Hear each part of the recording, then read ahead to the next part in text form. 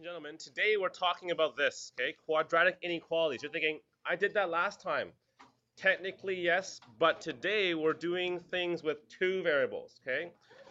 Just to review, last time, okay? Last time you were dealing with inequalities like this. Don't write this down, right?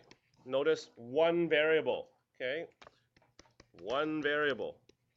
But today we're going to deal with inequalities like this, okay? Two variables.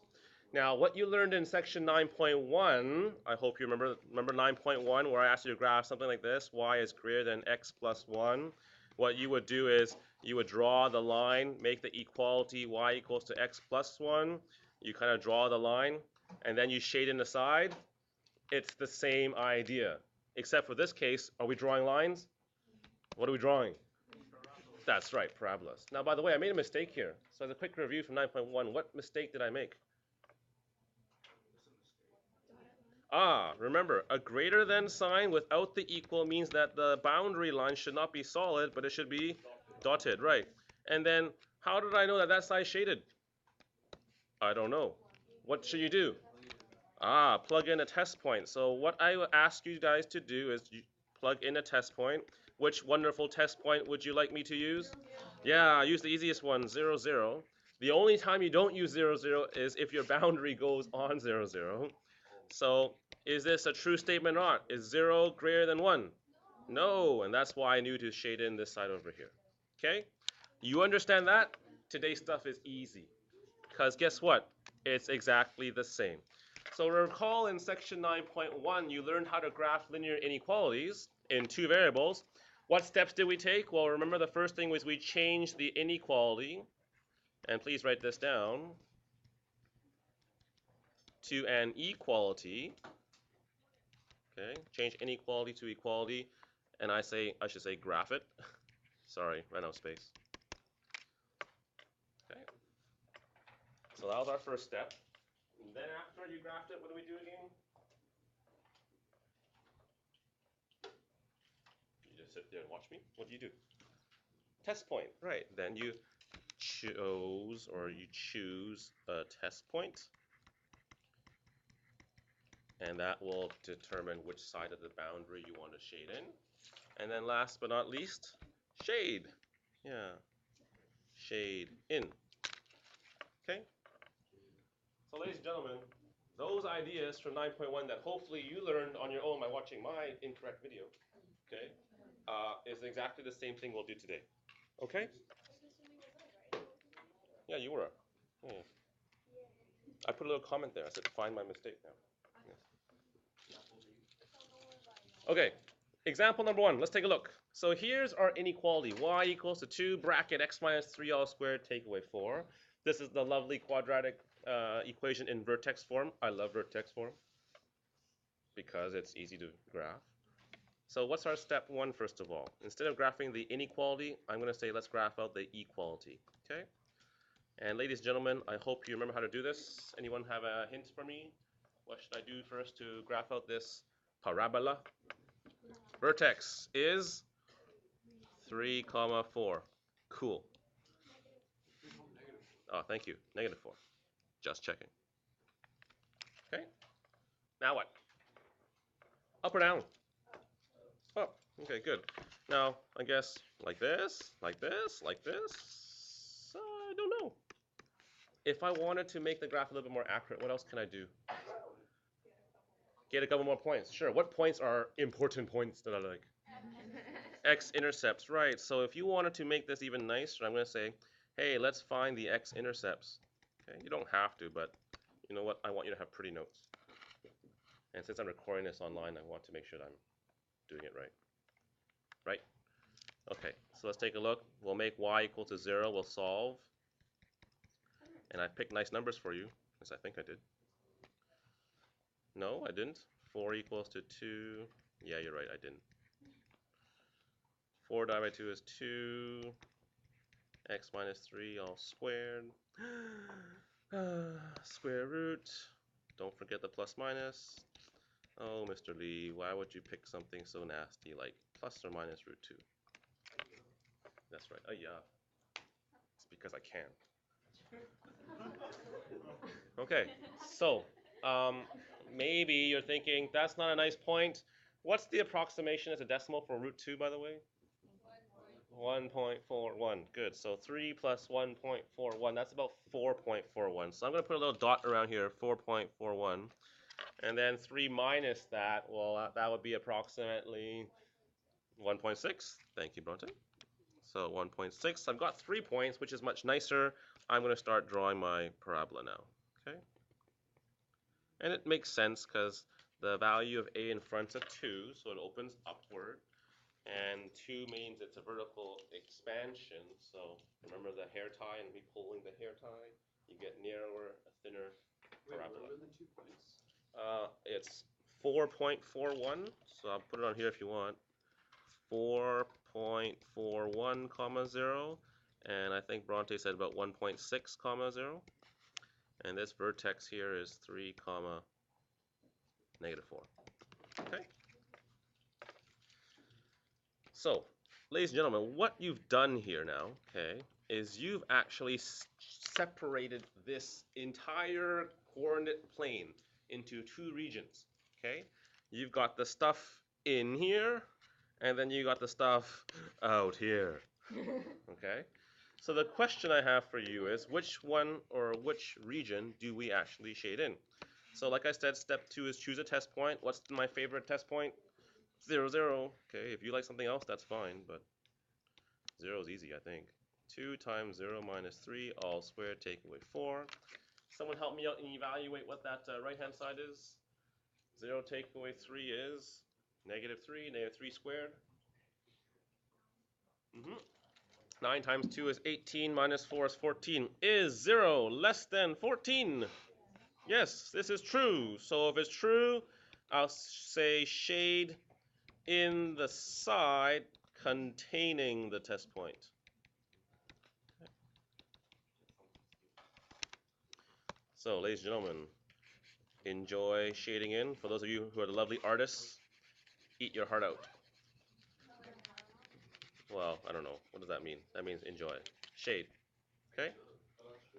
You love shading. Yeah. There you go. Okay?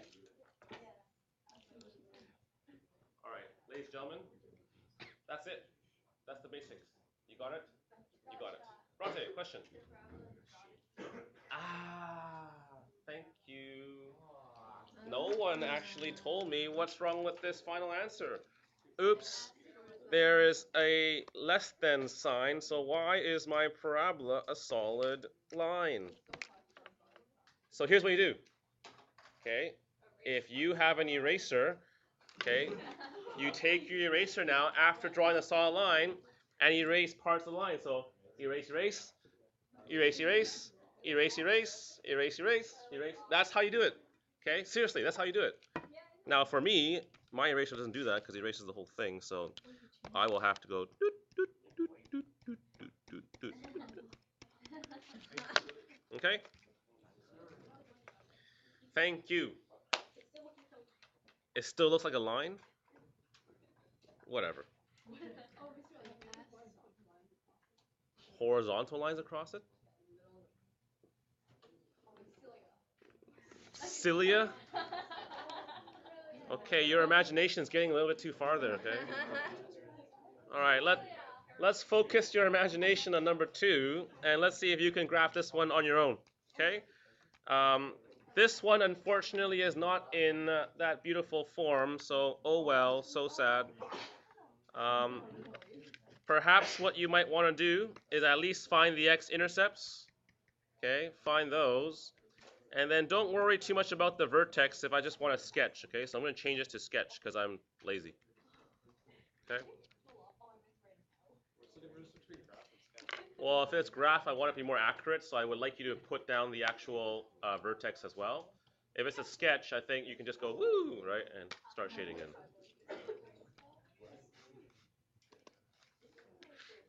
What's the x-intercepts? Negative 6, 0? Number 2. Negative 1, okay, and where's the other one? 8 over 3, so that's about between 2 and 3 somehow, okay? Now, I know many of you have said, well, Mr. Lee, do I have to find the vertex? Yeah, you should, but once again, I changed the question to a sketch, so let's just assume the vertex is somewhere here. Whee! Okay. It's a lot higher. It's a lot higher? It's the x-axis. Okay. You know what? Maybe I shouldn't be that lazy. Let's actually do this. I'm being a bad influence. So, how do we figure this out? Well, remember our x-intercepts are -1 and 8 over 3. What's the quick and easy way of finding the intercepts without doing all that completing the square stuff?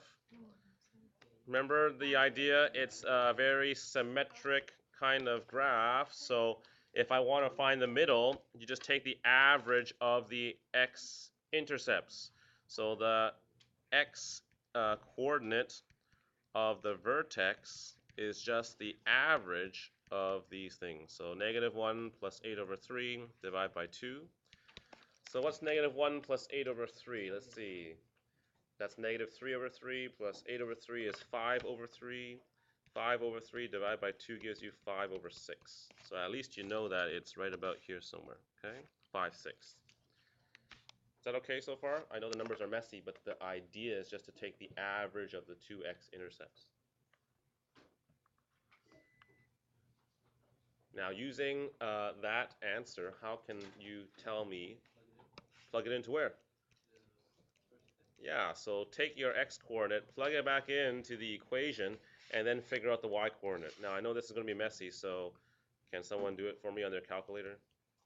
3 times 5/6 squared minus 5 times 5/6 minus 8. What do you have? Negative what, Katharina? Negative 10.08. Okay. All right. So I guess my sketch was really, really wrong that first time. It's way down here. That, okay. Whee! Yeah. Okay. That's pretty. Did I do it right this time? Solid or dotted? Why solid? Greater or equal to. Bravo. And then let's do the test point. I'm going to test my favorite point, 0, 0, and I believe that that is true. So I will shade in everything inside the parabola. Okay? Beautiful.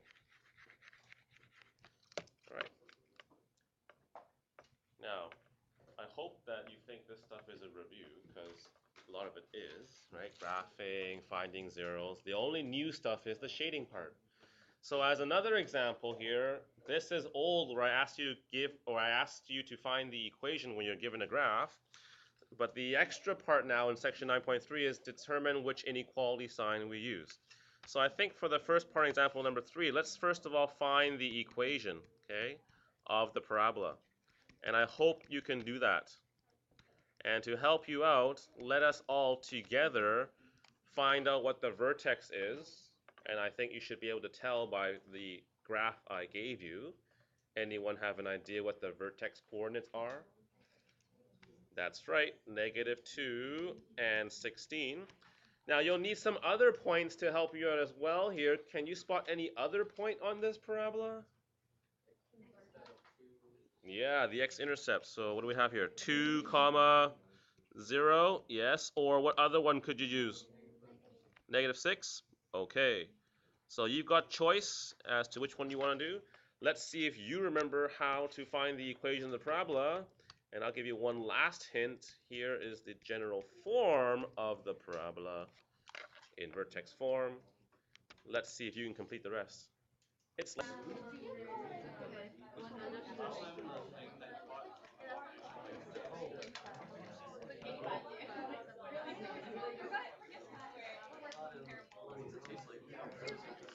okay, ladies and gentlemen, let's see if we can come back together.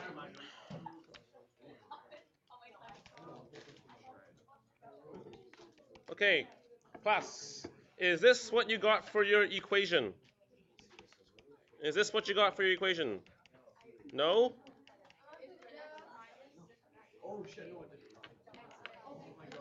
Okay. So, a quick reminder. Remember when you do the equation of the parabola, it's x minus p. So the p value is your x coordinate of the vertex, so you have to switch the signs around, so x plus 2. So I believe you get this. Yes or no? Yeah? Okay, now, don't leave your answer like that. Because I didn't ask you for the equality. Katie, someone behind you can't see. Okay? I asked you for the actual inequality. So you know what you have to do next is you have to decide what that inequality sign is going to be. Okay? Now, you've got choice. Okay? It's multiple choice now. You can either put a less than sign, a greater than sign, a less than equal to, a greater than or equal to. So, 25% chance to guess it right, but of course you don't want to guess. So how do you know for sure? Test points. Okay, now, in this case, let's choose a test point. Now, here's what I do for these type of questions, okay? I will then choose a test point in the shaded region, okay? Because I want to make this a true statement. Just so it happens that my favorite test point is actually in the region. Beautiful. So let me choose 0 and 0. And since it's in the region, I want to find the inequality sign that makes this statement true. Okay? Help me out. Here we get 2 squared is 4. That's negative 4 plus 16. I get 0 and 12. What sign should I put in between the 0 and the 12 to make this a true statement? Greater, less than? Which one? Less than, right. So it looks to me that less than, actually less than or equal to is the proper sign that I should have. Make sense? So please write this as your final answer after all that work. My final answer, the actual inequality that I'd like you to graph out, or not graph out, create. Y is less than or equal to negative x plus 2 all squared plus 16. Happy, everybody? Okay. All right, turn the page. 2 more questions. We're done today. A short lesson. At least I think it's short. You guys might think it's long. Okay.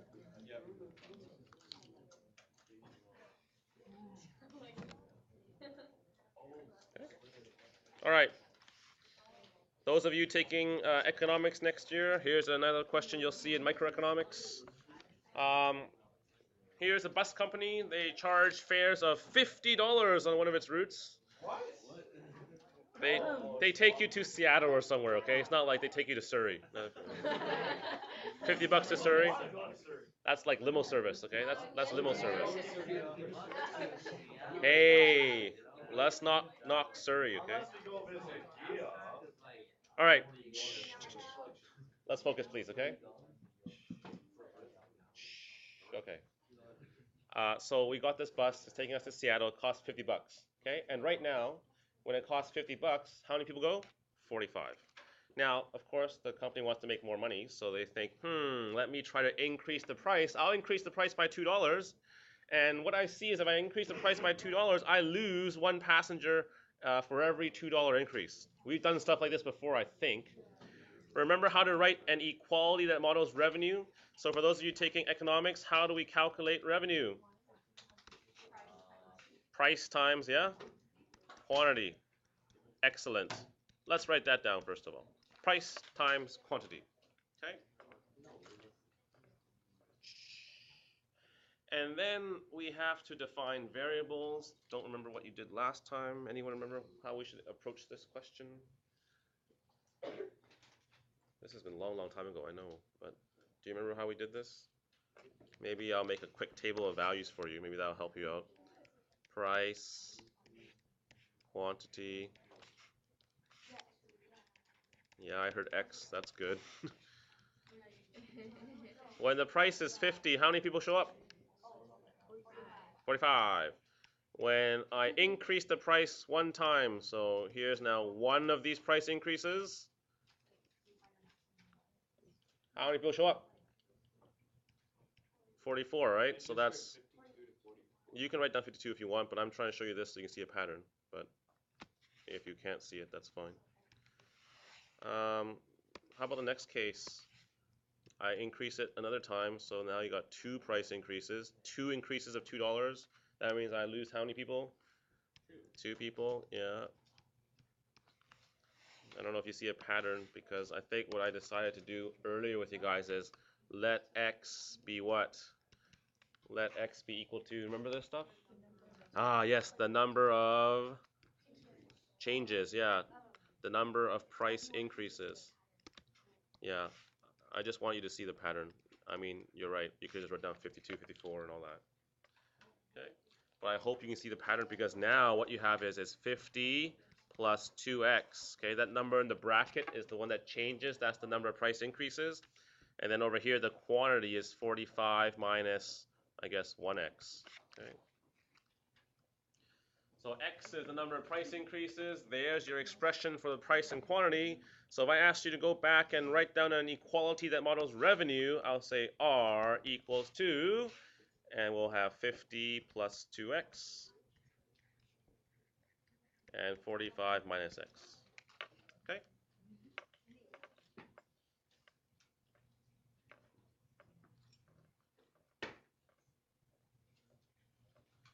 Okay. Ladies and gentlemen, that's great. Would you like me to expand it out for you? Okay, thanks, Katie. I know you weren't talking to me, but you know what? Since you said you want to expand it out, we will. Thanks, Katie. Yes, you did. You did like this. You were nodding your head. What's 50 times 45, dear friends? 2250. Good. Minus 50x plus 90x minus 2x squared. Don't forget, Mr. Lee likes having things in order from highest degree to lowest degree, so negative 2x squared. How about plus 40x? Add to that 2250. And ladies and gentlemen, that's your answer to part A. Woohoo! Okay.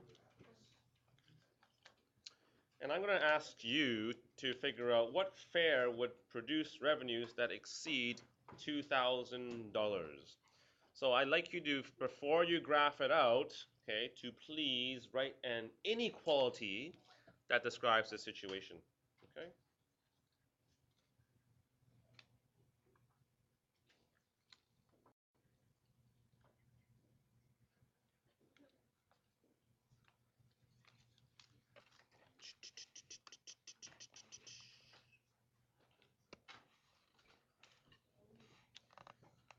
Dum da dum dum da dum dum da dum.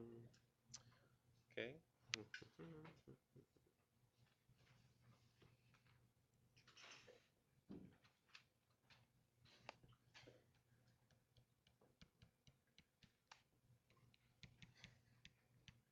so funny? Okay. How would I show it exceeds 2,000? Revenue should be 2,000. Okay. Now, I guess if I wrote it this way, right? Then that's correct. Yeah. So I want that whole revenue function. So negative 2x squared plus 40x plus 2250 to be greater than 2,000. Okay, exceeds means greater. I didn't say more, sorry, at least. If I said at least 2,000, that'd be greater or equal to. Okay, so why don't you go try this and graph it out. This is a question kind of like section 9.2 because you lost that second variable now. But nonetheless, you still should be able to solve this. I will just ask you to quickly sketch it out. Sketch, sketch. Okay. Here's what? You've seen this enough, right? There's my. Hey, I'm trying to save you time. Now, can someone save me time by finding the two intersection points? By the way, you can use your graphing calculator. Okay. You could do this by algebra too, by the way, but I'll say you can use graphing calculator.